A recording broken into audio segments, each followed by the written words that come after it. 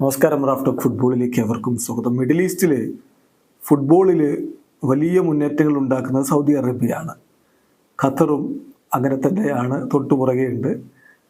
എന്നാൽ UAE ഫുട്ബോളിൽ വിപ്ലവം നടത്തുകയാണ് ഒരു അർജന്റീൻ സൂപ്പർ താരം. അർജന്റീൻ ഇതിഹാസം ഹെർനാൻ ക്രെസ്പോ, ഗോൾഡ് വീരനായ ക്രെസ്പോയെ അർജന്റീൻ ആരാധകർക്ക് മറക്കാൻ പറ്റില്ല.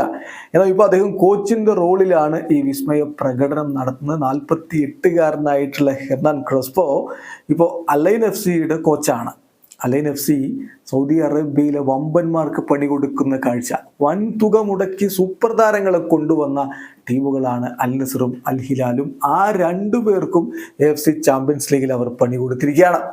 AFC ചാമ്പ്യൻസ് ലീഗിൽ നിന്ന് ക്രിസ്ത്യാനോ റൊണാൾഡോയുടെ അൽ നസർ പുറത്തായത് എങ്ങനെയാണ്? അവരെ തോൽപ്പിച്ചത് അലൈൻ FC ആയിരുന്നു. ഓർമ്മയുണ്ടാവും, ക്വാർട്ടർ ഫൈനലിൽ അലൈൻ FCയോട് തോറ്റാണ് പുറത്താകുന്നത് അൽ നസർ. പെനാൽറ്റി ഷൂട്ടൗട്ടിലാണ് അതിൽ വിധി എഴുതപ്പെട്ടിരുന്നത്. ലൂയിസ് കാസ്ട്രോ എന്ന പോർച്ചുഗീസ് പരിശീലകൻ, വളരെ പ്രഗത്ഭനായിട്ടുള്ള കോച്ചാണ്. അദ്ദേഹത്തിന്റെ കീഴിൽ കളിച്ച അൽ നസർ ക്രിസ്ത്യാനോ റൊണാൾഡോ അടങ്ങുന്ന സൂപ്പർ താര നിരയും കൊണ്ട് കളിച്ചിട്ടും ഹെർനാൻ ക്രെസ്പോയുടെ തന്ത്രങ്ങളോട് വീണുപോയി.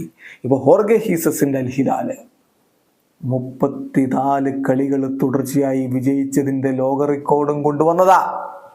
ആ ടീമിനെയാണ് അലൈനിൽ വെച്ച് അലൈൻ FC പരാജയപ്പെടുത്തി. ഹെർനാൻ ക്രെസ്പോയുടെ കുട്ടികൾ പരാജയപ്പെടുത്തിയത് 4-2. ആദ്യപാദ സെമിയായിട്ടുള്ളൂ, പകുതിയായിട്ടുള്ളൂ, ഇൻ്റർവെല്ലേ ആയിട്ടുള്ളൂ, ശരിയാണ്. എങ്കിൽ പോലും ആ വമ്പൻ നിരയെ പരാജയപ്പെടുത്താൻ കഴിഞ്ഞു എന്നുള്ളത് ചില്ലറ കാര്യമല്ല.